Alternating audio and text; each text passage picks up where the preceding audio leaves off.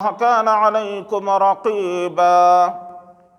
يا أيها الذين آمنوا اتقوا الله حق تقاته ولا تموتن إلا وأنتم مسلمون يا أيها الذين آمنوا اتقوا الله وقولوا قولا سديدا يصلح لكم أعمالكم ويغفر لكم ذنوبكم ومن يطع الله ورسوله فقد فاز فوزا عظيما. وقال في موضع آخر: أعوذ بالله من الشيطان الرجيم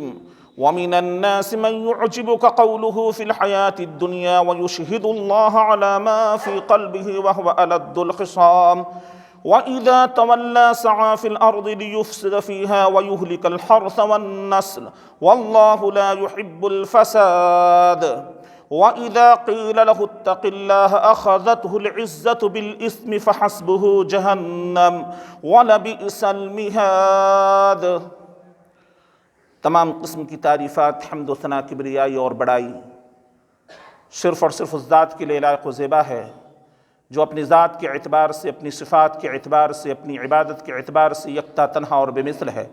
نہ تو اس کی ذات میں کوئی شریک، نہ اس کی صفات میں کوئی شریک، نہ اس کی الوہیت میں کوئی شریک۔ وہ اول بھی اور اخیر بھی، اپنی قدرتوں سے ظاہر بھی اور نظر نہ آنے کی وجہ سے باطن بھی۔ وہ حی بھی ہے، قیوم بھی، قادر بھی اور قدیر بھی، غفار بھی اور ستار بھی، ذو الجلال والاکرام بھی اور ذو العرش المجید بھی۔ حمد و ثنا صرف اور صرف اس ذات کے لیے جس نے ہمیں آنکھ، کان، دل اور دماغ عطا فرمائی۔ حمد و ثنا صرف اور صرف اس ذات کے لیے جس نے ہمیں اسلام جیسی عظیم نعمت سے سرفراز فرمایا اور اس نعمت کو قبول کرنے کی صلاحیت و توفیق بخشی۔ اتنی حمد و ثنا ہو کہ اللہ سبحانہ تعالی راضی ہو جائے۔ اللہم لک الحمد حمدا کثیرا طیبا مبارکا فی۔ اور درود و سلام ہو امام الانبیاء، خطیب الانبیاء محمد عربی صلی اللہ علیہ وسلم پر، جو بشیر بھی اور نذیر بھی، صاحب کوثر بھی اور صاحب مقام محمود بھی۔ اتنا درود و سلام ہو کہ اللہ سبحانہ تعالی راضی ہو جائے۔ اللہم صلی علی محمد وعلی آل محمد کما صلیت علی ابراہیم وعلی آل ابراہیم انک حمید مجید۔ اللہم بارک علی محمد وعلی آل محمد کما بارکت علی ابراہیم وعلی آل ابراہیم انک حمید مجید۔ حضرات گرامی، گزشتہ کئی ہفتوں سے نوجوانوں کے بگاڑ کے اسباب اور اس کا سدباب کے تعلق سے گفتگو سماعت فرما رہے تھے۔ آج کے اس خطبے کے اندر میں اس کی آخری کڑی پیش خدمت ہے۔ بات یہاں آ کر ختم ہوئی تھی کہ نوجوانوں کے اوپر جو اس وقت سب سے اہم اور سب سے ضروری جو بات عائد ہوتی ہے وہ ہے عقائد و نظریات و افکار کی اصلاح۔ نوجوانوں کے اوپر ضروری ہے کہ وہ عقیدے کی تعلق سے بنیادی چیزوں کو سیکھنے میں اپنے اوقات کو صرف کریں۔ عقیدہ اگر درست ہوگا تو اعمال بھی اللہ تبارک و تعالیٰ کے یہاں مقبول اور محبوب ہوں گے، اور اگر عقیدہ درست نہیں ہوگا، عقیدے کے اندر میں گڑبڑی ہوگی، تو اللہ تبارک و تعالیٰ عملوں کو اڑتا ہوا غبار بنا دیں گے۔ یعنی ان اعمال اور افعال کی کوئی حیثیت اللہ تبارک و تعالیٰ کے ہاں نہیں ہے جن اعمال کو عقیدہ صحیحہ کے اندر نہ کیا گیا ہو۔ یعنی اعمال سے پہلے عقیدے کی درستگی ضروری ہے۔ اگر عقیدہ درست تو اعمال درست، اور عقیدہ اگر گڑبڑ ہے تو اعمال بھی اللہ کے نزدیک قابل قبول نہیں۔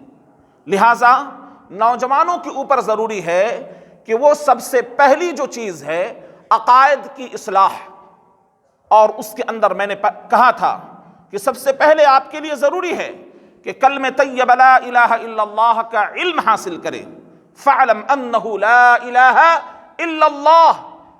اور لا الہ الا اللہ کا جو تقاضا ہے، جو شرائط آپ کے سامنے پیش کیے گئے تھے، ان شرائط کو سیکھیں اور اس کے اوپر پورا اتریں۔ اسی طرح عقید توحید سے ٹکرا جانے والی جتنی چیزیں ہیں، جیسا کہ بتلایا گیا تھا عقیدہ وحدت الوجود اور عقیدہ وحدت الشہود، جس کے اندر فنا فی اللہ کا عقیدہ چھپا ہوا ہے یعنی اللہ تبارک و تعالیٰ نعوذ باللہ ہر چیز کے اندر میں داخل ہے اور ہر چیز گویا اللہ تبارک و تعالیٰ کا جز اور حصہ ہے۔ اس باطل عقیدے سے توبہ اور اس سے اجتناب نوجوانوں کے لیے کیا ہے؟ ضروری ہے۔ پھر اسی طریقے سے عقیدہ رسالت کے اندر اس طور پر ہو کہ محمد الرسول اللہ، محمد صلی اللہ علیہ وسلم اللہ کے بندے اور اس کے رسول ہیں۔ نبی صلی اللہ علیہ وسلم کے اندر الوہیت اور ربوبیت کا کوئی بھی انس نہیں ہے، کوئی بھی صفت رسول اللہ صلی اللہ علیہ وسلم کے اندر ربوبیت کا نہیں پایا جاتا، جیسا کہ بہت سارے لوگوں نے محمد عربی صلی اللہ علیہ وسلم کو عبدیت کے مقام سے ہٹا کر ربوبیت کے مقام پر فائز کر دیا یا پھر ان کو الوہیت کا درجہ دے دیا۔ تو اس عقیدے سے اجتناب ہونا چاہیے، اور محمد صلی اللہ علیہ وسلم کے بارے میں یہ تصور ہونا چاہیے کہ محمد صلی اللہ علیہ وسلم اللہ کے بندے اور اس کے رسول اور آخری نبی ہیں، یعنی نبوت کا معاملہ رسول اللہ صلی اللہ علیہ وسلم کے اوپر مکمل ہو چکا، اب آپ کے بعد کوئی دوسرا نبی آنے والا نہیں ہے۔ اس عقیدے کی درستگی اگر نہیں ہوگی، بہت سارے افسوس کا مقام ہے، میں کہتا چلوں کہ ہمارے وہ نوجوان جو یونیورسٹیوں کے اندر میں تعلیم حاصل کر رہے ہیں اور بہت ساری جگہوں سے رپورٹیں یہ آئی اور ملاقات ان لڑکوں سے کی گئی تو پتہ یہ چلا کہ عقیدہ رسالت ان کا اتنا چوپٹ ہے کہ پتہ ہی نہیں کہ نبوت کس چیز کا نام ہے۔ عقیدہ نبوت کے تعلق سے ان کا دل و دماغ اگر خالی ہوگا تو کوئی بھی چیز اس کے اندر لا کر بھری جا سکتی ہے۔ کوٹا کے اندر پڑھنے والے لڑکے اور پھر اسی طریقے سے جامعہ ملیہ کے اندر میں پڑھنے والے لڑکے اور جواہر لال نہرو یونیورسٹی کے اندر میں، جے این یو کے اندر میں پڑھنے والے لڑکے، ان کے اوپر گویا ایسا یلغار ہوتا ہے باطل نظریات و افکار کی کہ اس کے اندر ان کا توحید بھی زائل ہو جاتا ہے، اور عقیدہ رسالت جس کا ان کو نالج نہیں، جس کا ان کو علم نہیں، آسانی سے ان کو شکار کر لیا جاتا ہے۔ کوٹا کے پڑھنے والے ایک طالب علم کا بیان ہے کہ ہم لوگوں کے اوپر اکثر اس طرح کے معاملات پیش کیے جاتے ہیں اور غلط عقائد و نظریات کی طرف ہم کو بلایا جاتا ہے، اور اسی طرح میں شکار ہوا، وہ لڑکا بیان کرتا ہے کہ شکیل بن حنیف کے فتنے کے اندر میں شکار ہوا اس لیے کہ میرے پاس عقیدہ رسالت کا کوئی علم نہیں تھا، عقیدہ رسالت کا میرے پاس میں کوئی علم نہیں تھا۔ مجھے دعوت دی جاتی ہے، مجھ کو بلایا جاتا ہے، اور پھر اس کے اندر میں اخلاص الالہیت کی باتیں کی جاتی ہیں، پس میرا ذہن اس کی طرف مائل ہو گیا اور ہم اس کو مہدی اور عیسیٰ ابن مریم مان بیٹھے۔ ابھی حالیہ ایک ہفتہ پہلے کی بات ہے کہ اس لڑکے سے ملاقات ہوئی اور اس نے اپنا یہ کارگزاری ہم لوگوں کے سامنے پیش کیا کہ ہمارے پاس عقیدہ رسالت کا کوئی علم نہیں تھا، ہمیں پتہ نہیں کہ رسالت کا معاملہ کیا ہے، اور نبوت یعنی آخری نبی محمد عربی صلی اللہ علیہ وسلم ہیں، آپ کے بعد کوئی نبی آنے والا نہیں۔ باطل عقائد اور نظریات کے حاملین یہ نہیں کہتے کہ محمد عربی صلی اللہ علیہ وسلم آخری نبی نہیں ہیں، بلکہ ان کا یہ کہنا ہے کہ نہیں، رسول اللہ صلی اللہ علیہ وسلم آخری نبی ہیں، آخری پیغمبر ہیں، لیکن جو ان کا خروج ہوا ہے یہ آخری نبوت کا دعویٰ نہیں کرتے، وہ اللہ کے نبی صلی اللہ علیہ وسلم کو اپنا نبی مانتے ہیں۔ مرزا غلام احمد قادیانی نبی صلی اللہ علیہ وسلم کو آخری نبی تسلیم کرتا تھا۔ اس کا معاملہ کیا تھا کہ وہ مرزا اپنے آپ کو مہدی اور عیسیٰ کہا کرتا تھا کہ میں مہدی بھی ہوں اور عیسیٰ بھی ہوں، اور ایک ضعیف روایت سے استدلال کرتے ہوئے یہ کہ مہدی نہیں، عیسیٰ نہیں ہے مگر مہدی نہیں ہے مگر کون؟ عیسیٰ، عیسیٰ یا عیسیٰ نہیں ہے مگر کون؟ مہدی، یعنی عیسیٰ اور مہدی دونوں دو الگ الگ شخصیت کے نام نہیں ہیں بلکہ دونوں ایک ہی ہیں، جبکہ احادیث کے اندر میں دونوں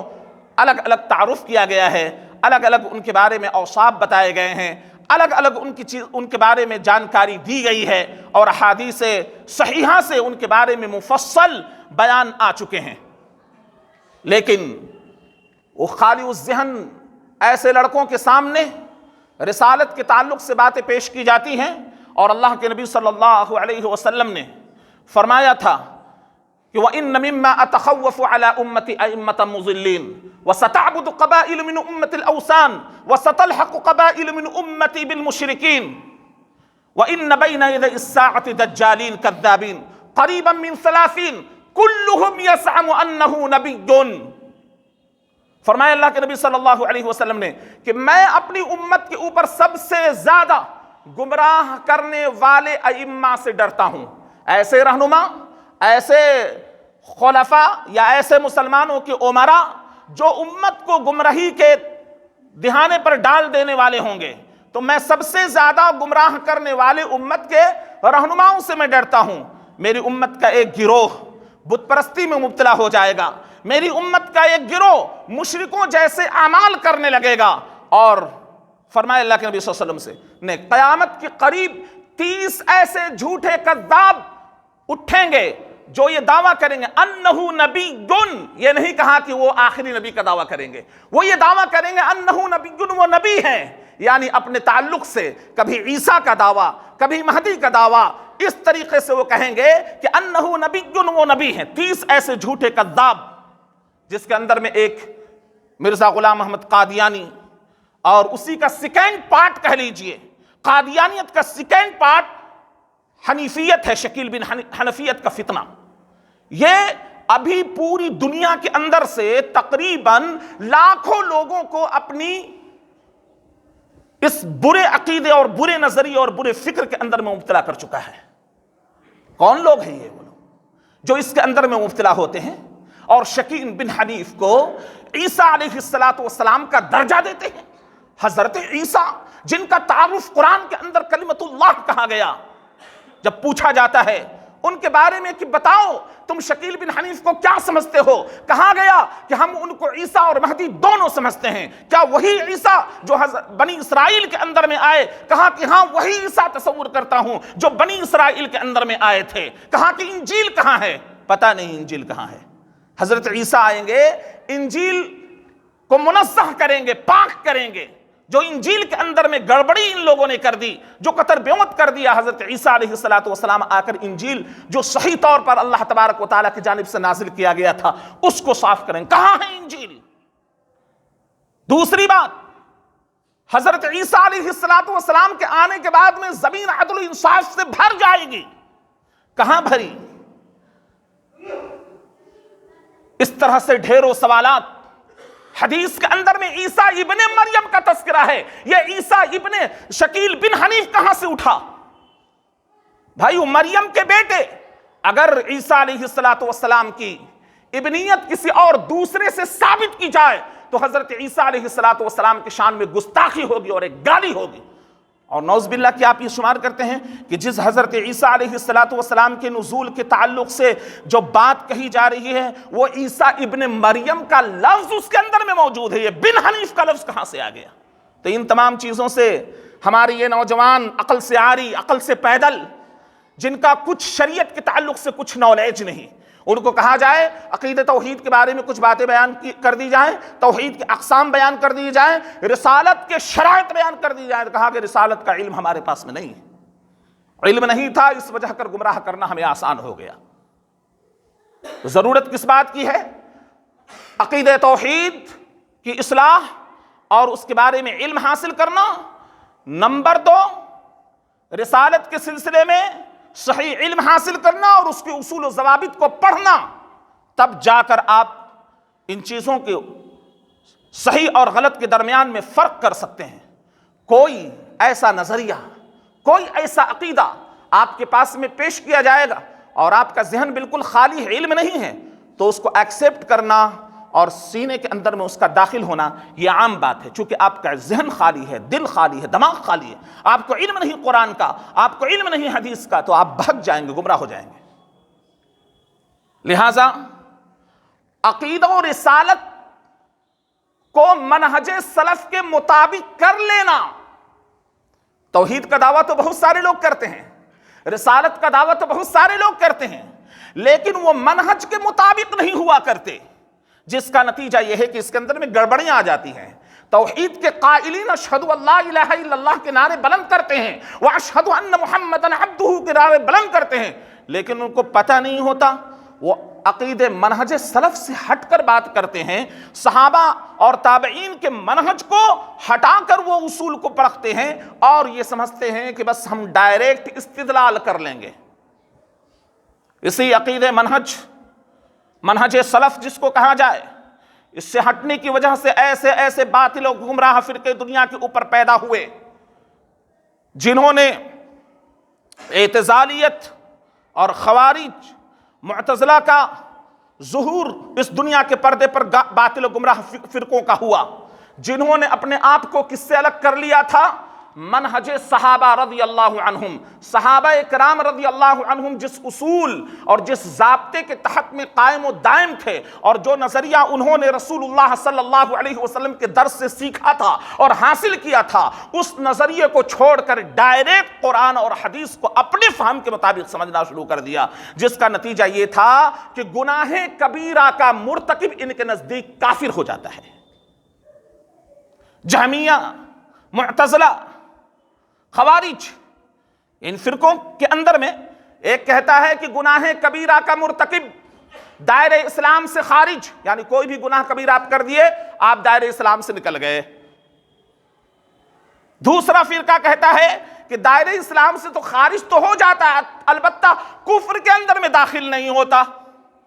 خوارج کا کہنا ہے کہ نہیں، کفر کے اندر میں داخل ہو جاتا ہے، وہ دائرہ اسلام سے نکل کر کفر کے اندر میں داخل ہو جاتا ہے۔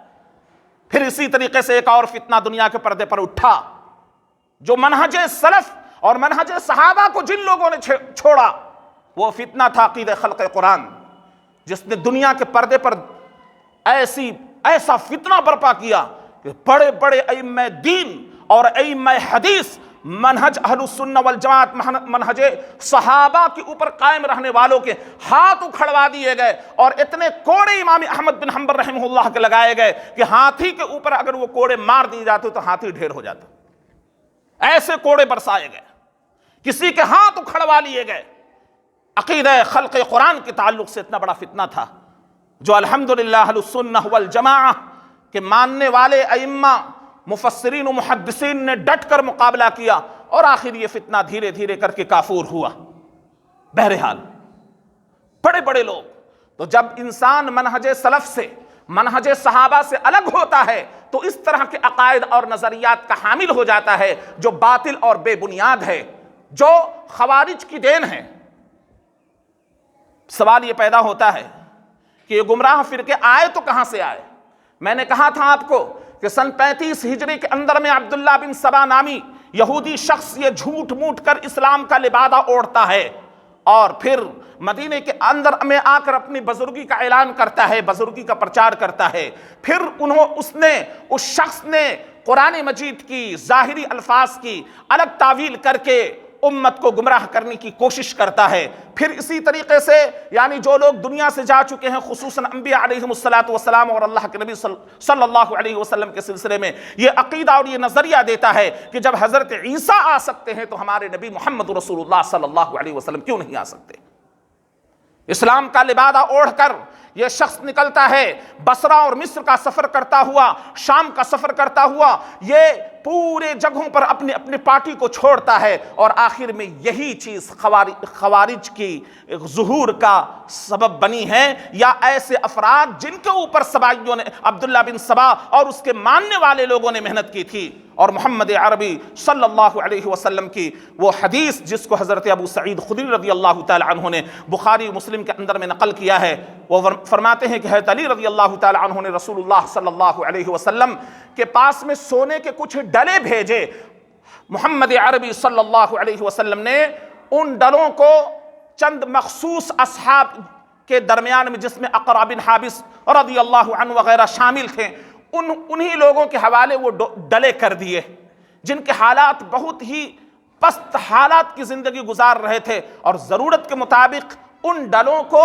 ان اصحاب رسول صلی اللہ علیہ وسلم کے اندر رسول اللہ صلی اللہ علیہ وسلم نے تقسیم کر دی۔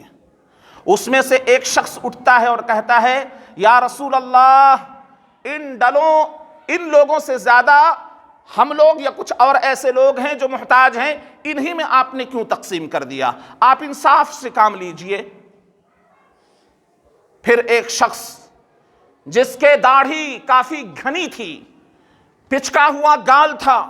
آنکھیں دھسی ہوئی تھی، پاجامہ ٹخنوں سے بہت اونچا تھا، بظاہر متقی اور پرہیزگاری کا لبادہ اوڑھے ہوئے تھا، رسول اللہ صلی اللہ علیہ وسلم کے مجلس میں کھڑا ہوتا ہے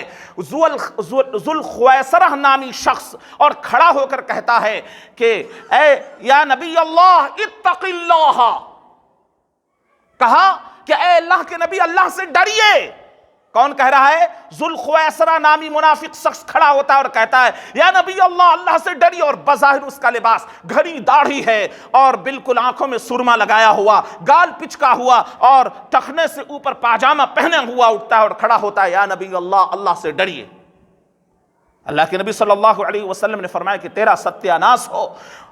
اللہ تبارک و تعالی نے جس کے اوپر اعتماد اور بھروسہ کیا ہے، اور جس کے اوپر اپنی وحی کے لیے اللہ نے جس شخصیت کا انتخاب فرمایا ہے، وہ شخصیت اللہ سے نہیں ڈرنے والی ہوگی تو اور کون ہوگی دنیا کے پردے پر ڈرنے والی؟ یعنی مجھ سے زیادہ اور کون ہوگا جو اللہ تبارک و تعالیٰ سے زیادہ متقی اور پرہیزگار ہوگا اور ڈرنے والا ہوگا؟ اللہ کے نبی صلی اللہ علیہ وسلم نے فرمایا کہ جس کا انتخاب اللہ تبارک و تعالیٰ نے فرمایا ہے وہ اللہ تعالیٰ سے ڈرے گا نہیں، تو تم کیا سمجھتے ہو کہ میں اللہ کا پکڑ، اللہ کا تقوی نہیں ہے؟ لیکن انہوں نے بظاہر ایک چیز کو دیکھا، ان صحابہ کی حالات اور ضروریات کے اوپر ان کی نظر نہیں تھی، اور کیوں اللہ کے نبی صلی اللہ علیہ وسلم نے ان کو دیا اس کے اوپر کوئی غور و فکر نہیں تھا۔ بظاہر کسی مسئلے کو دیکھتا اور حکم لگاتا ہے کہ آپ اللہ تبارک و تعالیٰ سے ڈریے۔ حضرت خالد بن ولید رضی اللہ تعالی عنہ نے دیکھا کہ وہ آدمی رسول اللہ صلی اللہ علیہ وسلم سے پیٹ پھیر کر مجلس سے اٹھ کر چلا جا رہا ہے، کہا کہ یا رسول اللہ حکم کیجئے، اس شخص کی گردن میں مار دوں۔ اللہ کے نبی صلی اللہ علیہ وسلم نے فرمایا کہ نہیں، یہ شخص جو جا رہا ہے اس کی نسل جو ہوگی، اس سے جو نسل چلے گی، وہ ایسی نسل کے حامی ہوں گے جو بظاہر قرآن پڑھنے والے، لیکن وہ قرات ان کے حلق سے نہیں اترے گی۔ بظاہر ان کا معاملہ یہ ہوگا کہ وہ نماز پڑھنے والے، لیکن وہ نماز ان کے حلق کے نیچے سے نہیں اترے گی۔ بہرحال جس نماز کے آگے تم اپنی نماز کو حقیر جانو گے، جن کی عبادت کے سامنے تم اپنی عبادت کو حقیر جانو گے، ایسی نسل پیدا ہوگی، لیکن ان کے حلق سے وہ چیز نہیں اترے گی۔ اور اسی طریقے سے فسادی قسم کے لوگ ہوں گے، اور یہاں تک کہ رسول اللہ صلی اللہ علیہ وسلم نے فرمایا کہ میں اگر اس وقت تک زندہ رہوں، جو اس کی نسل سے جو گروہ اٹھنے والا ہے، جو اس کی نسل سے جو گروہ پیدا ہونے والا ہے، اگر اس وقت تک میں زندہ رہوں تو سمودیوں کی طرح ان کو میں قتل کروں گا، یعنی میں ان کو میں قتل کروں اگر میں زندہ رہوں، یعنی جب اس گروہ کا ظہور ہوگا۔ رسول اللہ صلی اللہ علیہ وسلم نے گویا اس مجلس کے اندر میں خوارجوں کے ظہور کے سلسلے میں صحابہ رضی اللہ عنہم کو یہ خبر دے دی، اور ان کے حالات اور ان کے اوصاف اس حدیث کے اندر میں بیان کر دیے جو ابو سعید خدری رضی اللہ تعالی عنہ بیان کرتے ہیں۔ اب جب وہ ذوالخویسرہ جو خوارجوں کا سب سے پہلا کہہ لیجئے کہ پہلا باپ ہے، اور وہ اٹھتا ہے، اور پھر اسی طریقے سے اس کے ساتھ میں ایک ٹولی بنتی ہے، عبداللہ بن سبا اٹھتا ہے، اس کے ساتھ میں ایک ٹولی بنتی ہے، اور ملا کر یہ لوگ، یہ گروہ ایک شہر سے دوسرے شہر، ایک ملک سے دوسرے ملک تک پھیلتے چلے جاتے ہیں، اور حضرت علی رضی اللہ تعالی عنہ کے زمانے کے اندر میں ان کا ایک باضابطہ ان کی ٹیم بن جاتی ہے، اور عبداللہ بن وہب کے جھنڈے تلے یہ سب کے سب لوگ جمع ہو جاتے ہیں، اور اپنے آپ کو کوئی حروریہ کہنے والا، کوئی اپنے آپ کو شراب کہنے والا، کوئی یہ کہنے والا کہ میں نے اپنی جانوں کو اللہ تبارک و تعالی کے آگے ہم نے کیا کر دیا ہے، سامنے بیچ دیا ہے، اور اپنی جانوں کا ہم نے اپنے رب سے سودا کر لیا، ہم شرات ہیں، ہم نے جنت کو خرید لیا اپنی جانوں کو دے کر. شورات ہیں، ایسے چھوکڑے اور نوجوان قسم کی ٹولیاں تھیں جس کو رسول اللہ صلی اللہ علیہ وسلم نے فرمایا تھا کہ ایسے لوگ ظاہر ہوں گے، ایسے لوگ ظاہر ہوں گے. قال رسول اللہ صلی اللہ علیہ وسلم یخرج قوم من امتی یقرؤون القرآن، کہ وہ قرآن پڑھیں گے لیکن وہ قرآن ان کی جو قرأت ہوگی ان کے حلق کے نیچے سے نہیں اترے گی. وَلَا صَلَاتُكُمْ إِلَىٰ صَلَاتِهِمْ بِشَيْءٍ وَلَا صِيَامُكُمْ إِلَىٰ صِيَامِهِمْ بِشَيْءٍ يَقْرَؤُونَ الْقُرْآنَ يَحْسَبُونَ أَنَّهُ لَهُمْ وَهُوَ عَلَيْهِمْ. وہ قرآن پڑھیں گے اور قرآن کو اللہ کے نبی صلی اللہ علیہ وسلم نے فرمایا ان کی نماز جو ہوگی تم ایسا سمجھو گے، تم گمان کرو گے کہ ہماری نماز ان کی نماز کے سامنے حقیر ہے. وہ روزہ اس طرح رکھیں گے محسوس ہوگا کہ ان کے روزے ہمارے حقیر ہیں، ہمارے روزے ان کے روزے کے سامنے حقیر ہیں. وہ قرآن پڑھیں گے یحسبون انہ لہم، اور وہ گمان کریں گے کہ یہ اصحاب رسول کے خلاف میں ہے. وہ قرآن پڑھیں گے اور اس قرآن کو صحابہ کے خلاف میں وہ گمان کریں گے، حالانکہ وہ قرآن ان کے خلاف میں خود ہوگا. وہ قرآن کی آیات انہی کے خلاف میں ہوگا. لا یجاوز صلاتهم تراقیہم، اور ان کی نماز ان کے حلق کے نیچے سے نہیں اترے گی. یمرقون من الاسلام کما یمرق السهم من الرمیہ، فرمایا اللہ کے نبی صلی اللہ علیہ وسلم نے کہ وہ اسلام سے اس طرح نکل جائیں گے جس طریقے سے تیر کمان سے نکل جاتا ہے، یا دوسری اس کی تشریح توضیح یہ بھی کی گئی ہے کہ جس طریقے سے تیر شکار کو پھاڑ کر باہر نکل جاتا ہے، یہ اس طریقے سے یہ اسلام سے نکل جائیں گے. یعنی اسلام میں ان کا داخلہ ہوا لیکن یہ اسلام میں اس طرح نکل گئے کہ اسلام کی کوئی تعلیمات انہوں نے نہیں لی، کوئی اصول و ضوابط کے اوپر انہوں نے عمل نہیں کیا. اور ان کی سفاکیت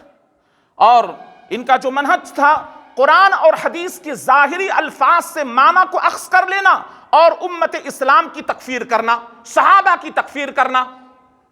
جب حکمیت کا معاملہ آیا جو پہلے بیان کیا جا چکا ہے مختصراً یہ کہ وہاں پر انہوں نے یہ نعرہ بلند کر دیا کہ لا حاکم الا اللہ، ان الحکم الا للہ کا نعرہ بلند کر دیا. قرآن کی آیتیں بھی پیش کی.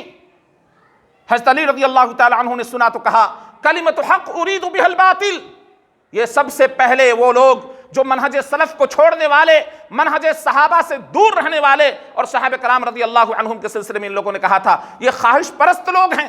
لیکن ان کی سفاکیت آج بھی دنیا کے پردے پر آیا ہے. یہ ایسے لوگ ہوتے ہیں، ایسے خونخوار قسم کے لوگ جنہوں نے اسلام کا نام بدنام کر کے دہشت گردی کا ننگا ثبوت دنیا کے پردے پر جو دیا ہے، وہ اپنی مثال اس وقت سے لے کر اب تک ہے. اس وقت کا ایک واقعہ میں آپ کے سامنے رکھنے کی کوشش کر رہا ہوں. نہروان کے موقع پر سن 38 ہجری کا واقعہ ہے، اور مصنف ابن شیبہ کے اندر میں اس واقعے کو نقل کیا گیا ہے. مصنف ابن شیبہ جلد نمبر 15 صفحہ نمبر 310 اور 311 کے اوپر ان کا ایک واقعہ نقل کیا گیا ہے. اور یہ واقعہ نقل کرنے والے کوئی اور نہیں، انہی میں سے وہ شخص تھا جو ان کے حرکات و سکنات سے مطمئن نہیں تھا. لیکن جب نہروان کے موقع پر اس سے پہلے ان خوارجوں کے ساتھ یہ کہتے ہیں کہ میں نے ہو لیا، جو خوارج نہر خوجی کی طرف جا رہے تھے. نہر خوجی کا واقعہ بڑا ہی مشہور و معروف واقعہ ہے، اور یہ نہر کی طرف نکل گئے. ان کا گزر ایک بستی والوں کے پاس سے ہوا. اس بستی کا ایک شخص چادر اوڑھا ہوا، کانپتا ہوا اس بستی سے نکل رہا تھا. پس خوارجوں نے ان کو پکڑ لیا، اور وہ بیان کرتے ہیں کہ میں ان کو پہچانتا نہیں تھا کہ وہ کون شخص ہیں. خوارجوں نے پوچھا کیا تم صحابی رسول ہو؟ دیکھیے سوال کیا کرتا ہے، کیا تم صحابی رسول ہیں؟ انہوں نے کہا کہ میں عبداللہ بن خباب بن ارت ہوں، یعنی خباب بن ارت کے بیٹے میں عبداللہ ہوں، ہاں میں صحابی رسول ہوں. پکڑ کر کہا کہ تم اپنے باپ کے حوالے سے رسول اللہ صلی اللہ علیہ وسلم کی کوئی حدیث بیان کرو. تو انہوں نے کہا کہ ہاں مجھے حدیثیں یاد ہیں، اور انہوں نے فتنے کے تعلق سے حدیثیں بیان کی اور فرمایا کہ ستکون فتن، ان قریب فتنے ظاہر ہوں گے، القاعد فیہا خیر من القائم، گھر کے اندر بیٹھنے والا شخص کھڑے ہونے والے شخص سے بہتر ہوگا، کھڑے ہونے والا شخص چلنے پھرنے والے شخص سے بہتر ہوگا، اور چلنے پھرنے والا شخص خوب زیادہ مساعی اور دوڑ دھوپ کرنے والے شخص سے کیا ہوگا؟ بہتر ہوگا. جب انہوں نے یہ حدیث سنی، ان خوارجوں نے، کہ فتنوں کے بارے میں یہ حدیث انہوں نے بیان کی اور فرمایا کہ جب تمہیں وہ فتنہ پالو تو اللہ کے بندے بن کر رہو۔ نبی صلی اللہ علیہ وسلم نے فرمایا کہ اللہ کے بندے بن کر رہو، اس حال میں کہ تم کو قتل کر دیا جائے ان فتنوں کے اندر میں تم شامل نہ ہونا، یا ان فتنہ پرست لوگوں کا تم ساتھ نہ دینا۔ خوارجوں نے جب یہ سنا تو ان کو دبوچ لیا، یعنی عبداللہ بن خباب بن ارت رضی اللہ عنہ کو دبوچ لیا۔ ان کے ساتھ میں ان کی ایک کنیز بھی تھی جو حاملہ تھی، اور یہ لے کر چلے۔ ان خوارجوں میں سے ایک کا گزر کھجور کے ایک پیڑ کے پاس سے ہوا، اور اس پیڑ کے نیچے ایک کھجور کا پھل گرا ہوا تھا، انہوں نے اس کھجور کو لے لیا اور کھا لیا۔ کس نے؟ یعنی انہی میں سے ایک شخص نے جب کھا لیا تو یہ کہنے لگے ہمارے اور علی کے بیچ میں معاہدہ ہے، ہمارے اور علی کے بیچ میں معاہدہ ہے کہ ہم ڈاکہ زنی نہیں کریں گے، ہم کسی امن پسند شہری کا خون نہیں بہائیں گے، اور ہم کسی بھی مسلمان کا خون نہیں بہائیں گے، اور نہ کسی ذمی کو ماریں گے۔ بہرحال اس معاہدے کے تحت تو نے غلط کام کیا ہے، یعنی یہ کھجور اٹھا کر تم نے کھا لیا ہے، گویا تو نے معاہدے کو توڑ دیا ہے۔ پس اس کے منہ سے انہوں نے اپنے منہ سے کھجور کو نکال کر باہر پھینک دیا، یعنی اس شخص نے۔ پھر وہ آگے بڑھے، ایک خنزیر جا رہا تھا، اپنے نیزے سے کسی شخص نے اس کو خراچ لگا دیا۔ کہنے والا کہتا ہے کہ خون بہانا ہمارے لیے حرام ہے، لہٰذا ہم اس جانور کا بھی خون نہیں بہا سکتے، تم نے یہ کیا کام کیا؟ بہرحال ڈانٹ ٹپٹ کر کے وہ آگے بڑھے۔ عبداللہ بن خباب بن ارت رضی اللہ تعالی عنہ ان کا یہ تماشا دیکھ رہے تھے۔ انہوں نے سوچا ارے یہ تو بڑے متقی اور پرہیزگار لوگ ہوتے ہیں، ایک کھجور کے اوپر یہ مسئلہ بیان کر رہے ہیں، خنزیر اگر زخمی ہو جائے تو اس کے خون کا احترام کر رہے ہیں۔ تو عبداللہ بن خباب بن ارت رضی اللہ تعالی عنہ نے ان سے کہا کہ سنو، جب تمہارا معاملہ اتنا عظیم ہے کہ تم معاہدے کی اتنی پاسداری کرنے والے ہو، تو کیا میں ان چیزوں سے زیادہ حرمت والی چیز تمہیں نہ بتاؤں؟ تو کہا کیوں نہیں، ضرور بتائیے۔ کہا کہ سنو، وہ اس خنزیر سے اور اس کھجور سے جو گرا ہوا تھا، اس سے زیادہ حرمت والی چیز میں ہوں، اور میرا خون ہے، میرا پاک خون ہے، کہ میں اللہ کا بندہ ہوں، رسول اللہ صلی اللہ علیہ وسلم کا صحابی ہوں، اور میرا خون تمہارے اوپر حرام ہے۔ خارجیوں نے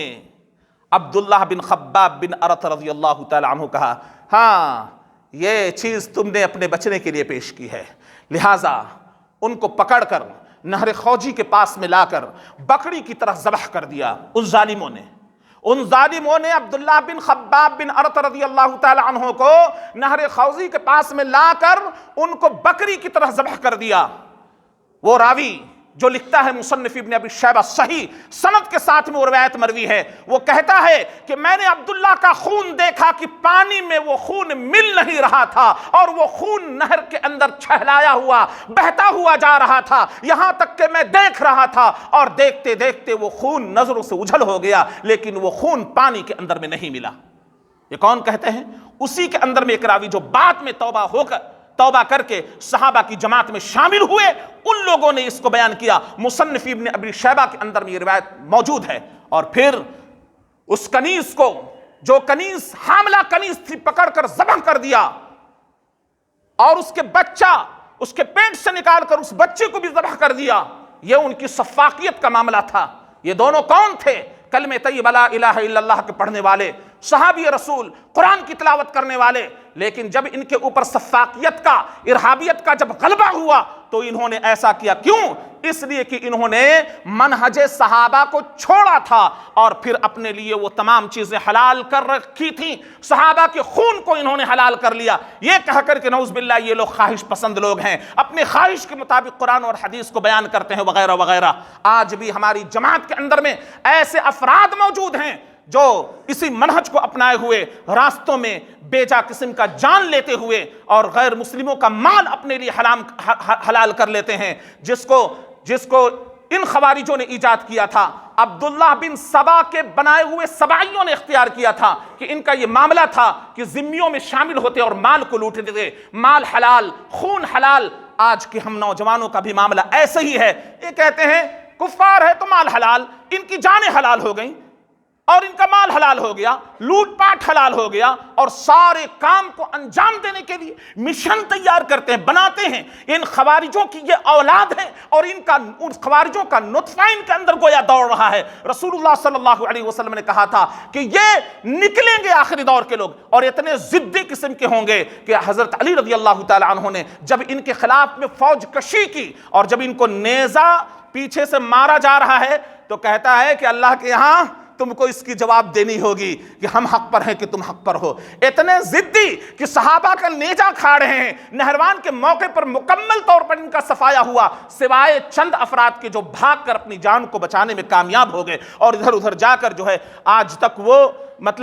رہے، اور بعد کے زمانوں میں ان کا پھر خروج ہوا، اور وقتاً فوقتاً ان کی حکومتیں بھی قائم رہی، مصر کے اندر میں، بصرہ کے اندر میں، اور تمام چیزوں کے اندر میں۔ اور آج بھی ان کے قائدین اور ان کے ماننے والے لا حاکم الا اللہ کا نعرہ، لا معبود بحق الا اللہ کے نعرے کو ہٹا کر لا حاکم الا اللہ کا نعرہ بلند کرتا ہے، اور کہتا ہے کہ ہم نے اگر حکم اللہ کی ذات کے علاوہ کسی اور کو بنایا تو ہم نے شرک کیا۔ اور آج ہمارے بیچ بھی ایسے نوجوان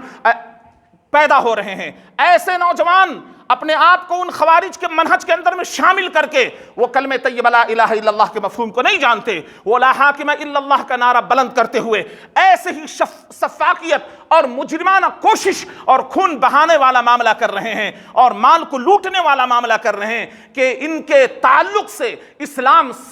شرمسار ہے۔ نبی صلی اللہ علیہ وسلم نے کہا تھا کہ اسلام سے اس طرح نکل جائیں گے جیسے تیر کمان سے نکل جاتا ہے۔ ان کے تعلق سے آخری بات جو قرآن پیش کرتا ہے، میں اس کو پڑھ کر اپنی بات کو ختم کروں گا، اور یہ کہوں گا کہ ظلم اور ارہابیت کا یہ راستہ جو نوجوان اس کے اندر میں بڑی تیزی کے ساتھ میں جا رہے ہیں،